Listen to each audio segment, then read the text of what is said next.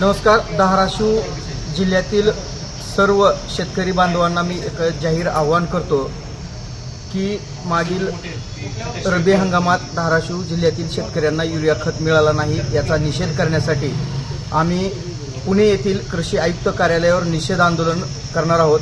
आणि त्या निषेध आंदोलनासाठी ज्या ज्या शेतकऱ्यांना युरिया खत मिळाला नाही त्यांनी आपल्या शेतातील एक शेणाची गोवरी या आंदोलनात माझ्या कार्यालयामध्ये, समता कॉलनी येथील कार्यालयामध्ये प्रत्येकानं आणून देण्याचं मी आवाहन करतो.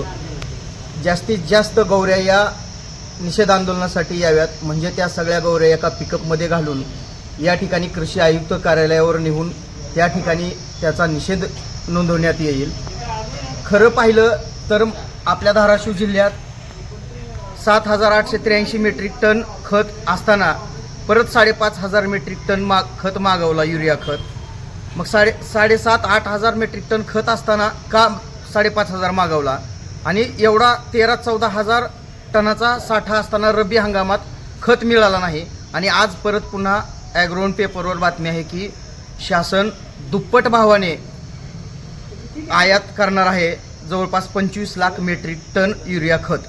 मग हा नेमका खत येतो कुणासाठी? जर शेतकऱ्यासाठी येत असेल तर त्यांना रब्बी हंगामात असेल, महत्त्वाच्या काळात असेल, त्यांना खत मिळत नाही. याचा अर्थ यामध्ये कुठले तरी दलालाचेच नक्की अधिकाऱ्याच्या संगनमताने फावलं जातंय आणि हा खूप मोठा घोटाळा या ठिकाणी आपल्याला दिसून येत आहे.